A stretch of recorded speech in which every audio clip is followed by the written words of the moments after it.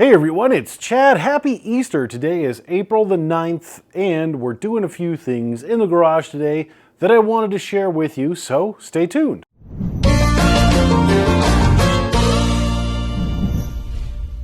Before we get too in-depth into this here video, make sure that you hit the subscribe button as well as the little bell over there. That way, when I put out a new video, you get a notification on your cell phone, or when you dial up into AOL, you'll get an email that says that I have a new video. So just stay up to date with what we got going on. Today is Easter, and I'm trying to take it a little bit easy while still creating some content. So I'm out in the garage and I'm doing some things, and I thought I would share that things and stuff and what I'm doing with you. I realized that I forgot to do the soil test, the soil sample results video. So we're going to do that, and then I'm going to have a second video that's probably going to come out on the 11th on Tuesday. This one I'll push out today about starting the seeds. It's that time of the year, and I'm ready. So look out for that on Tuesday. But enough about that. Let's talk about the video at hand. As you may recall, if you've been watching the videos, I sent out a soil sample maybe a month or so ago to Western Laboratories, westernlaboratories.com, for all of your testing needs. And they have since sent back my results. If I'm feeling extra spunky and my iMovie Photoshop skills are on point, I will put a picture-in-picture right here to show you what you're talking about. I have a printed copy for myself. We're going to go over like some of the bullet points and go from there. Starting at the top left where it says pH. My pH is 7.2, which is listed at normal. Ideally you want like 6.5 to 6.8, somewhere around in there. And actually, before I get started, if you are not super savvy with what this is, I'm trying to maximize and be the best pumpkin grower I can be. And to do that, I have sent in my soil to Western Laboratories, and they have sent back this, which gives you the chemical breakup of all of your elements and ratios and all those things that are inside of my soil that's inside the pumpkin patch. And what I'm trying to do is modify it so it is best in balance and best possible for growing a giant pumpkin. You do not have to do this if you are just wanting a really big pumpkin, but when you want a giant pumpkin or a massive or huge pumpkin, this is something that I would highly recommend. It's a good way to spend 40 bucks. Anyway, as we were talking about, then it goes down. My soil is a sandy loam, and if I'm being honest, there's a lot of these things I'm not too savvy with what they are, and I'm just going to go over some bullet points. My organic matter is 17.7%. To most, that would be really high. Most people hover around the 10-ish%, and they're fairly happy with that, or even a little bit less. Because I have so much clay, I've been adding peat moss over the years. I add alfalfa for nitrogen as well as beet pulp pellets. That's adding organic matter into my soil. So I'm a little bit high, and I don't hate it. Continuing to go down, nitrates, don't know, ammonium, but these are all things that say they're high or, very high. Phosphorus is very high, calcium is high, and it's giving you a number what they think it should be. So like for my phosphorus, it says 25 plus. That's the ideal range. I'm at 112. I don't hate that though. Pumpkins like phosphorus. Same with calcium. High.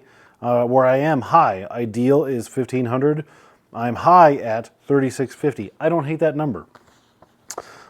Skipping off to the other side in the next column, it gives you all the elements. My potassium is high, magnesium is adequate, sodium is okay, zinc is high, iron adequate, manganese 6, which is low, copper is high, sulfate adequate, boron adequate.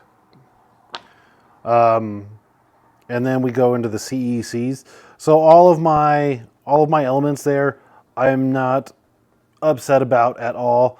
Sodium is okay. You want your sodium to be low. The lower the better. And then again, you have what your should be's to the right of all of those numbers.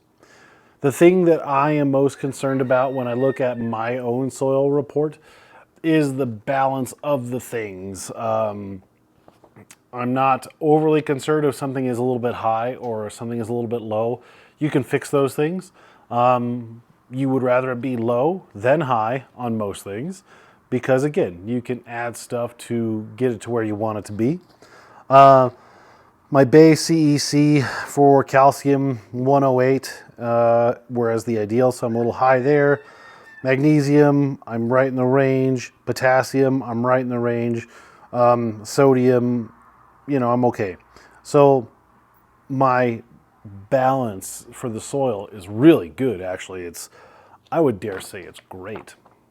So that's pretty cool. And then at the very bottom, these are the suggestions of what the Western Laboratories tells you to add to your soil to get everything into balance. This is something that you have to do over a number of years, and it's going to take time. You can't just add a whole bunch of stuff to your soil in the beginning of April or March, and it's going to be ready to rock and roll April or May when you put your plants outside. It's going to take you years to do this. So don't freak out if this is your second year or your first year. Everything's all cattywampus. It says you need to add everything. Don't worry about that.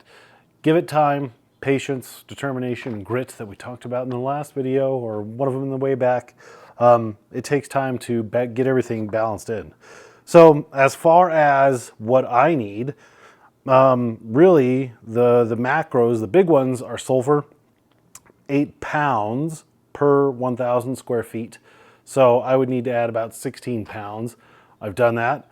And all that is for is my pH, to lower that pH to the 6.5, 6.8 range. That's all the sulfur is doing. It might be doing some other stuff, but that's the main reason for it. And then in the micro range, ounces per 1,000 square feet. So I assume my growing area, we're just going to say is 2,000 square feet. So all I really need on some of this stuff like iron, I only need 8 ounces, a little bit of iron, 6 ounces of manganese, and 0.8 ounces of boron. Do you know how hard it is to adequately and evenly spread out 0.8 ounces of boron across 2,000 square feet? It ain't gonna happen. It's nigh impossible. But, I did the best that I could. So with all that being said, I have probably, if you eliminate sulfur, I have less than a pound of stuff that I need to put in. I mean, well under a pound. Yeah, well under a pound of stuff that I need to put in 2,000 square feet as a whole to get my soil in balance with what Western Laboratories has to say. So because of that, I would have to say that I'm in a very good position this year as far as my soil goes to maximize my plant growth. Additionally, this year I had 2 tests done. I had a disease report done as well as a nematode report done. As I was extracting the plants last year, I had rotten stumps, and I've never had rotten stumps in the past, and a lot of the roots looked brown and they were dead and they didn't look very good. So that's concerning. That's sending up a red flag for me. So as such, I had those 2 extra tests done that I've never had done no matter where I've grown before. The nematode test, nematodes or nematodes, depending upon how you want to call them, are essentially microscopic bugs, protozoan, I don't know, maybe, going way back to high school science, that actually eat living plant matter. So it's a live bug in your soil. I got none of those, so that's great. Nematodes, we're good. Don't need to worry about that. When it comes to the disease report, we'll put that up right there. We got some things, some Pythium, and I don't know what the difference is, Pythium ultimum or Fusarium oxysporum or any of those. I just know that they're bad plant diseases that you really don't want, that you need to work to eliminate. So the Pythium is high, and Fusarium is high, and a different flavor of Pythium is moderately high. I don't have a lot of bearing on what those numbers mean because, again, this is the first time I've done it. But Steve Deletis was nice enough to give me some of his time as well as Ron Wallace. They looked at the disease report, and it's not overly concerning to them. It's not a level of concern that they're like, do nothing, but it's a level of concern where my disease numbers are manageable, and it's really important that this year I will get onto a fungicide program and stick to it to keep all of these cooties from taking out my plant. I'll have a video, a detailed video of that down the road. I'm working with Ron Wallace on developing what I'm going to do this year, what my plan is, and I have something called oxidate, which is basically a peroxide that I'm using right off the get-go when I'm starting my seeds, soaking them right now in some peroxide solution. But we'll go about that. We'll go over that later and talk about it some more. So all in all, I would say my soil, as far as my chemistry, my makeup, it's man, you know, if it's not an A+, it's definitely an A. A- at worst case scenario.